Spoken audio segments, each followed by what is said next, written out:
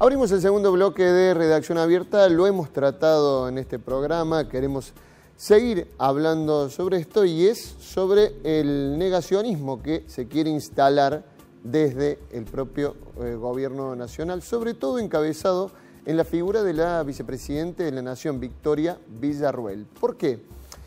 Hay una seguidilla de hechos que uno tiene que retratar también, lo que fue hace un tiempo la visita de diputados libertarios a genocidas en el penal de Seiza, el conocimiento posterior de que fue hecho en un auto de la Cámara, fue realizado de manera oficial y también el hecho de que se da a conocer algún tipo de proyecto o iniciativa que libere a los genocidas.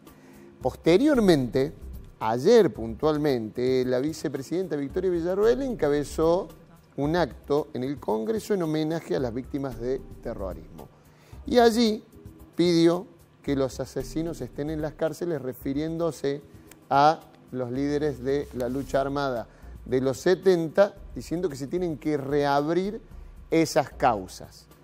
¿Cómo esto genera mucha confusión, más allá de la simpatía política que tengas o no? Hay cuestiones que tienen que ver con la ley, con cosas juzgadas.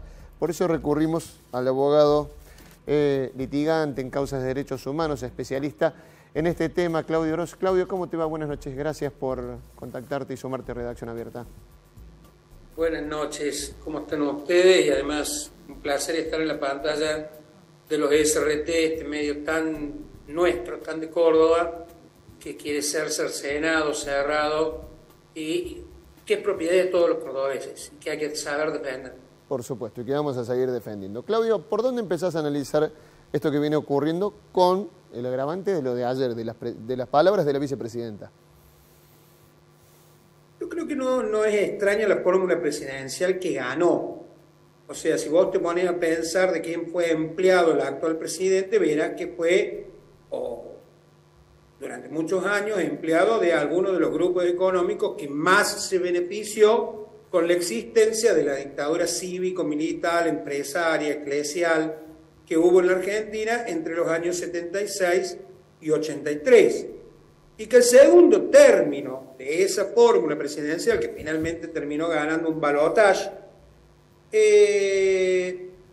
era la que podríamos decir la representante del partido militar, porque tanto su padre ha sido acusado de delitos de lesa humanidad gravísimos y no pudo ser juzgado por razones primero de salud, de fallecimiento, y un tío de él también. Ella ha sido una asidua visitante a la casa de Videla, por lo tanto no podía caber ninguna duda cuál era su política respecto a la opinión que tenía en relación a la vigencia de los derechos humanos en la Argentina y qué respuesta debe tener la Argentina para tramitar su pasado. El único problema que tiene es que, pese a ser abogada, tiene un desconocimiento supino del derecho. Nosotros hemos tenido en alguna oportunidad alguna Corte Suprema de Justicia de la Nación al inicio de la democracia, ya en el año 83, con grandes juristas. Luego hemos tenido a catedráticos que daban clase en Alemania y en Italia, y una de las integrantes de esa Corte Suprema ya fallecida, Carmen Argibay, incluso integró tribunales internacionales de Naciones Unidas para juzgar lo que se conoce como delitos de guerra, delitos contra la paz y fundamentalmente delitos de lesa humanidad. Y de esto se trata la temática. Esta pretensión o esta frase absurda, demostrativa del desconocimiento total que tiene encima la titular de un poder que es ajeno al poder que tiene que juzgar y que ha juzgado en la Argentina y ha dictado centenas de sentencias reconociendo que por lo menos hasta el año 2000, esto debe quedar muy claro desde el punto de vista jurídico, hasta el año 2000 que se firmó el Tratado de Roma, todos los delitos que cometían los estados o los cuasi-estados, incluso ratificados por una convención que se firmó en Naciones Unidas en el año 68 sobre la imprescriptibilidad de los delitos de lesa humanidad, y se volvió a reiterar en el año 73, establecieron que cuando el Estado, o con la aquiescencia del Estado, se produce un ataque a la sociedad civil de manera generalizada o sistemática, esos delitos no se cometen contra la persona que es víctima, sino contra toda la humanidad, y por lo tanto estos delitos deben ser juzgados en todo tiempo y lugar. Distinto es los delitos particulares que cometen los particulares, así sea de forma individual o de forma grupal. En consecuencia, cuando ella reclama que todos los montoneros estén presos, etcétera, etcétera, y más allá de la opinión que cada uno de nosotros pueda tener, las diversas organizaciones armadas que existieron en la década del 70, fundamentalmente en una Argentina totalmente diferente a esta, no puede desconocer que, por ejemplo, Naciones Unidas desechó un pedido de ser bando beligerante de alguna organización armada que estaría dentro del campo de lo que se llama el derecho de la guerra, ¿cierto? Entonces, un bando beligerante es una organización armada que ocupa parte de un territorio que por lo tanto tiene población bajo su égida y tiene la obligación de respetar en ese territorio donde está esa población, así sea una organización y no un Estado, los derechos humanos fundamentales establecidos por Naciones Unidas desde su nacimiento en 1946. Sin embargo, la Argentina respondió a este pedido allá en los principios de la década del 70, y esto se llama teoría de los actos propios. Se supone que es abogada la vicepresidenta, ¿no? No lo parece, ya se supone. La teoría de los actos propios dice que uno queda atado a sus propias palabras. Y el Estado argentino dijo que de ninguna manera iba a reconocer como bando beligerante a ninguna de estas organizaciones porque eran grupos armados exclusivamente civiles y que era una cuestión de derecho penal interno y así se iba a resolver. Y esta ha sido la postura internacional que mantuvo la Argentina desde antes de la dictadura y durante toda la dictadura, más allá de que internamente, digamos, para la gilada, para nosotros, dijeran, estamos en una guerra. Pero nunca lo reconoció. Entonces, esos delitos que haya podido cometer, grupalmente o individualmente, alguna de estas personas, quizás lo que el Estado debió haber hecho es identificar quiénes eran los responsables, ponerlos a disposición de la justicia, y con las pruebas que tuviera, obtener una condena. ¿Sabe qué decidió hacer el Estado?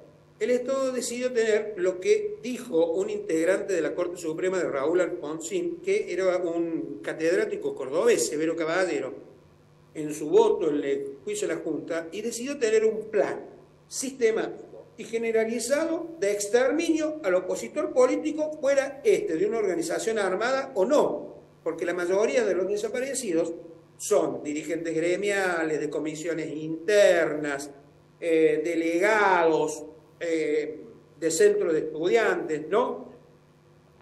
Y este plan generalizado y sistemático es lo que justamente establece un tratado, que es el Tratado de Londres de 1945, en su artículo 6, inciso C, que se llama delito de lesa humanidad y no prescribe. Distinto es si una organización armada realizaba un atentado, supongamos, o quitaba un arma, o tiraba una bomba, etcétera, etcétera, bien, a la persona que hacía eso, debía el Estado, cumpliendo las reglas del Estado de Derecho, detenerla, juzgarla y condenarla. Y si no lo hacía en un plazo determinado, esos delitos prescriben. Y eso es jurisprudencia unánime en Naciones Unidas desde que se creó, porque empezaron los juicios en Nuremberg justamente en 1945, se desarrollaron casi hasta la década del 50, y fue cómo ha tramitado la República Argentina su pasado. Decir lo contrario implica varias cosas.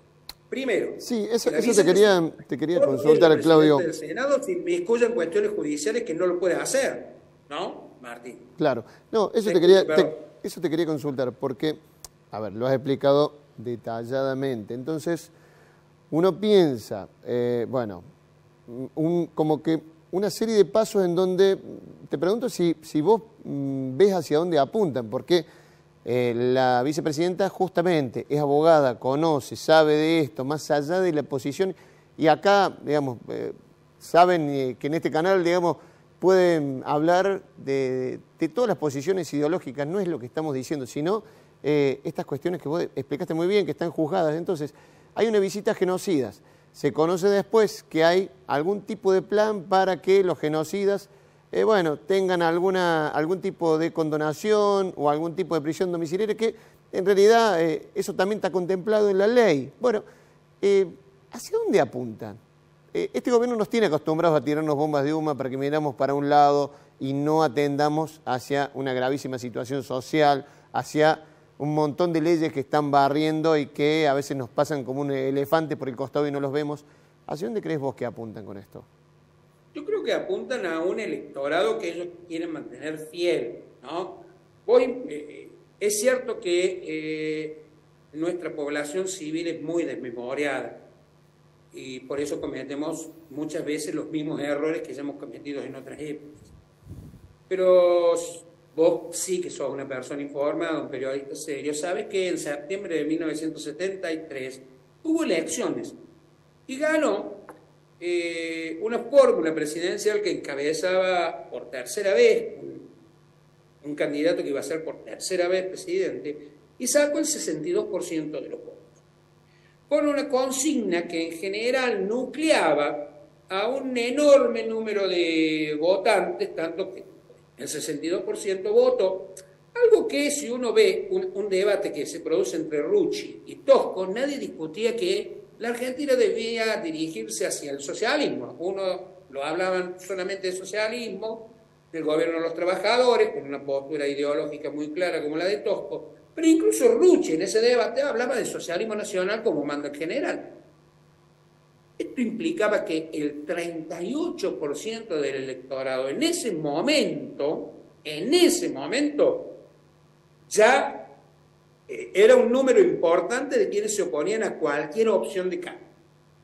Sobre ese sector se ha ido montando, digamos, la destrucción del aparato, primero de la industria típica nacional que nosotros teníamos hasta el año 76, los autos eran producidos acá, los alimentos eran producidos acá. El otro día hablábamos con un compañero tuyo de la radio, su padre vendía juguetes, pero no eran chinos, los juguetes eran fabricados en la Argentina. No, era un modelo industrial nacido desde las fines de la década del 30 y profundizado durante la década del 45 hasta el 55, que tenía que ver con la existencia de una industria nacional que necesitaba ciertas protecciones. Cuando viene el golpe cívico-militar, necesita desangrar el país. ¿Por qué? Porque había un montón de dirigentes obreros, estudiantiles, que resistían la destrucción de este modelo para que se aplicara el modelo neoliberal de Martínez de Oz.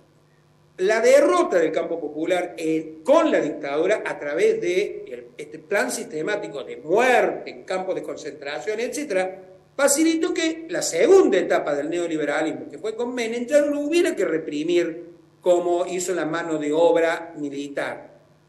Y en esta tercera etapa ya de neoliberalismo desde el punto de vista económico, pero ya no conservadurismo desde el punto de vista político en general, como era el menemismo o era el macrismo, sino de fascismo desde el punto de vista político, existe la voluntad de reivindicar aquellas muertes como una forma de mensaje para quienes pretendan resistir el saqueo que está hoy por hoy sufriendo la Argentina, prácticamente llegando a niveles económicos increíbles e inaceptables para que un 60 o más de un 60% de la población esté por debajo del nivel de la pobreza, para que no haya resistencia y fundamentalmente para que discutamos este tipo de cosas y no mientras que dejamos de pagar unos bonos la semana pasada en Estados Unidos y estamos en default,